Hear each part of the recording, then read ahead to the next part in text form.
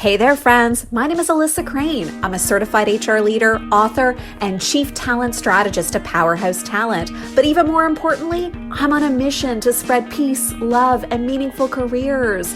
That's right. In this podcast, we're going to dig in to how to escape those legacy behaviors, spark a cultural metamorphosis, and change the energy of our organizations. So if you're allergic to that stuffy, robotic employee experience that has plagued organizations for far too long, and if you have an obsession with heart-centered employer branding, then we're going to be fast friends. So let's do this, people. It's time to spread peace, love, and meaningful careers.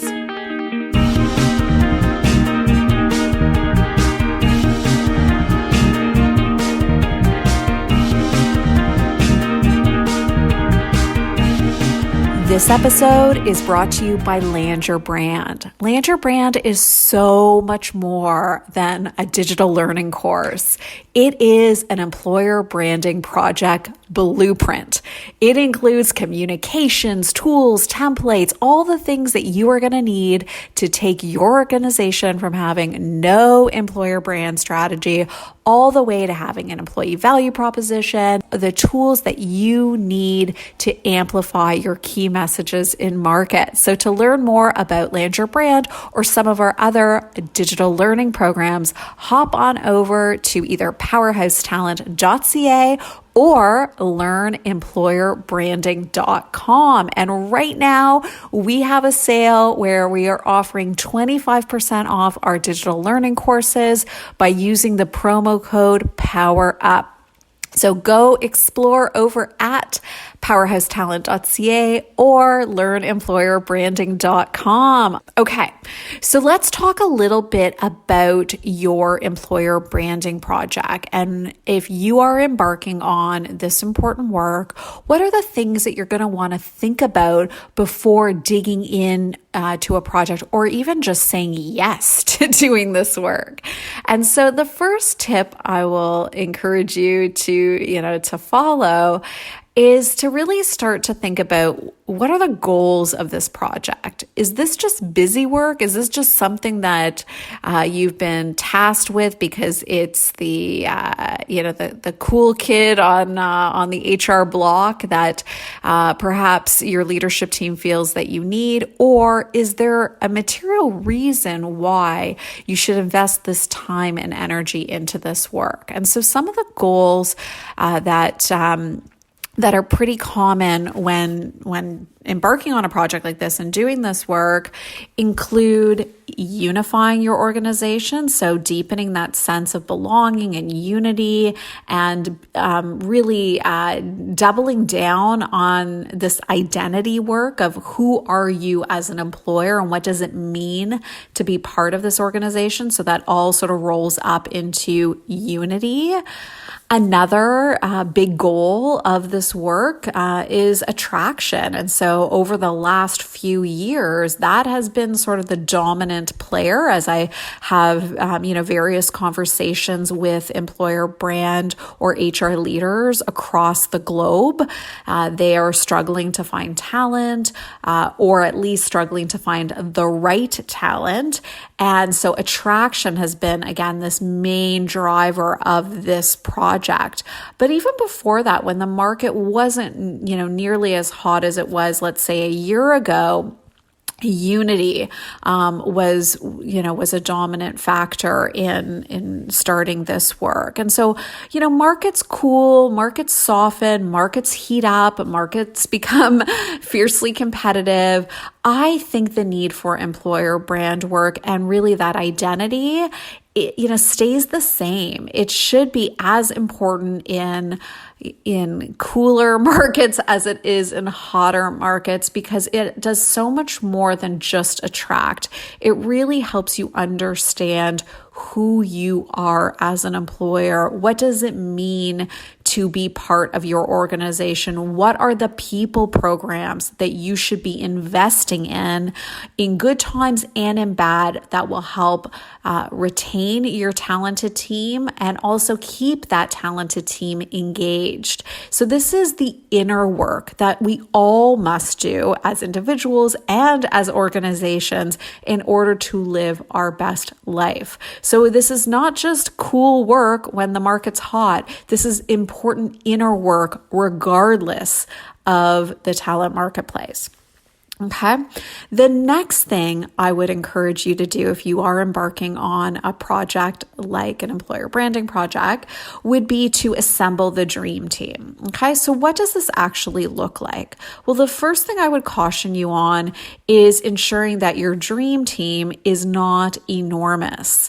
When you want to make progress on something, having everyone and their mother weigh in on it, one, stalls progress, and two, dilutes creativity. So it is really important to have some domain expertise on your dream team, but having your team too large can in fact derail your project and really dilute the quality of the output.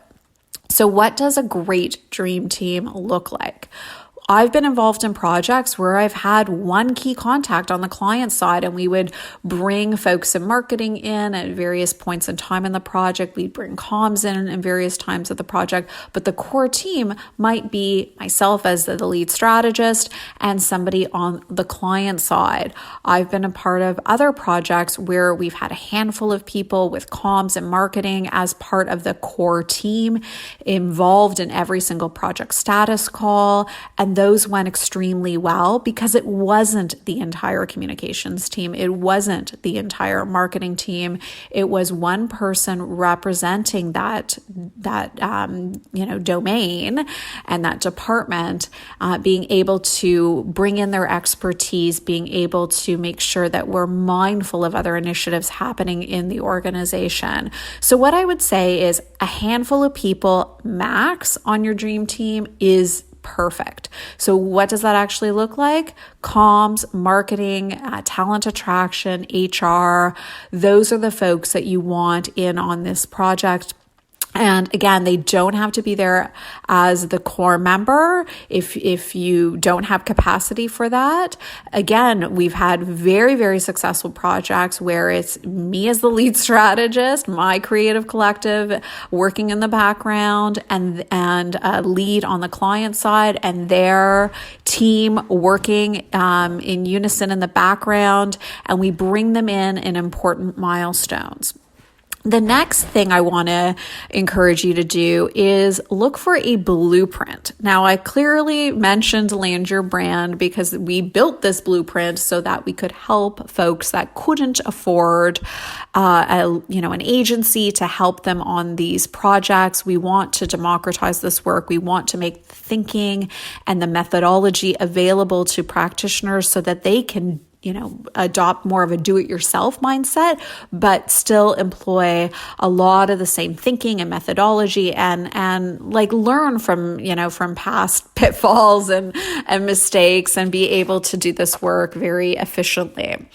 So that blueprint is obviously available. And if you are interested in it, you can hop on over to powerhousetalent.ca or learnemployerbranding.com to check out Land Your Brand. But it doesn't have to be Land Your Brand. There are other blueprints available, and it doesn't need to be an employer branding blueprint. What I would say is if you have $0 in your budget where a learning program like Land Your Brand is not even an option, I would reach out to your marketing team and look at how they've designed your consumer brand. What was the process they went through to figure out your unique selling proposition, messaging, positioning, brand character. Utilize that as your blueprint. So it's not about pushing Land Your Brand. It's about pushing the fact that you shouldn't have to reinvent the wheel, that there are paths available that have been proven, that are successful, that are efficient, that are at your disposal, be that a paid course and blueprint, be that tools that already exist internally within your organization or within the broader ecosystem. Perhaps your marketing team has not embarked on a rebrand project, but they may be part of a professional association where this methodology and this information is available. So reach out to your internal team if a blueprint is not at your fingertips.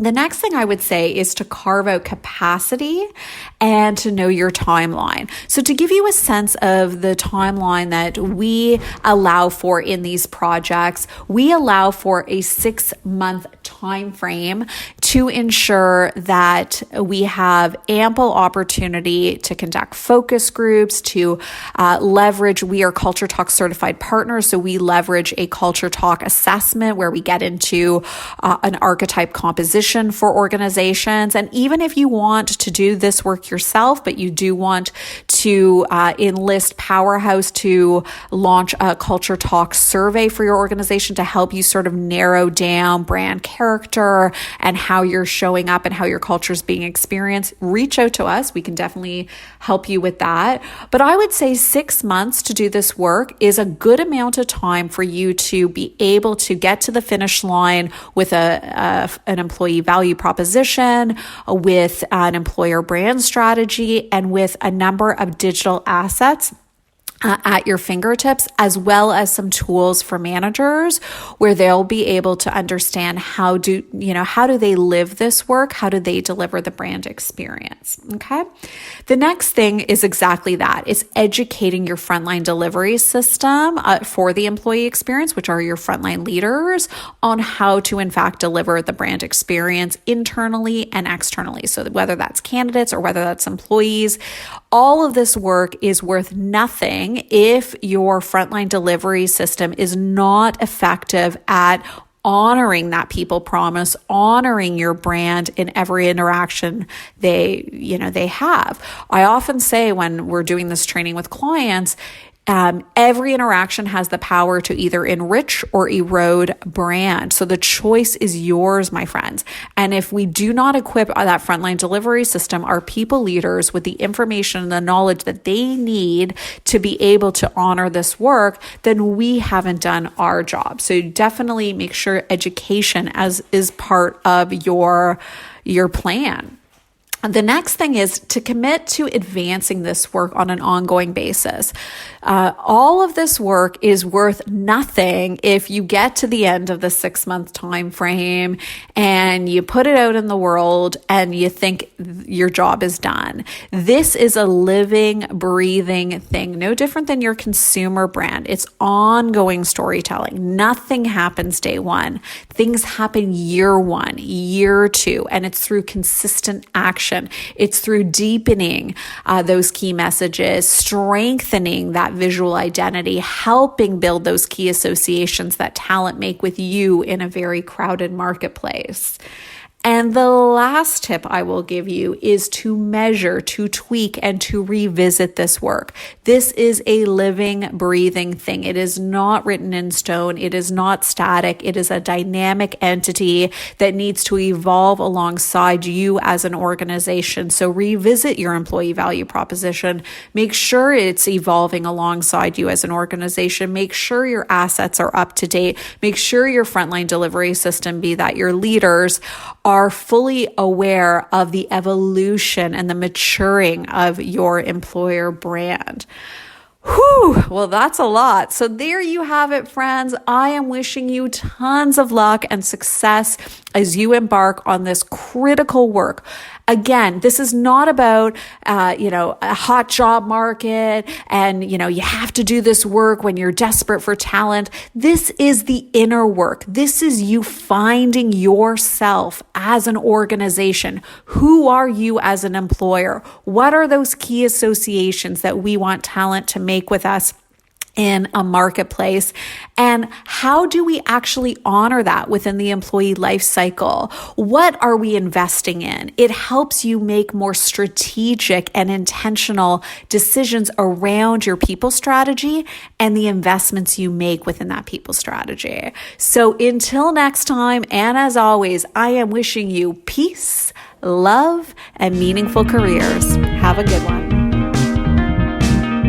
Well, there you have it, friends, and there's more where that came from. So I want you to hop on over to powerhousetalent.ca to learn more about how we can work together and grab some of our awesome freebies, from our fun and engaging online programs to our full service employer branding and employee experience strategy practice. Powerhouse Talent is the place to be if you are looking to power up. So until next time, wishing you peace, love, and meaningful careers.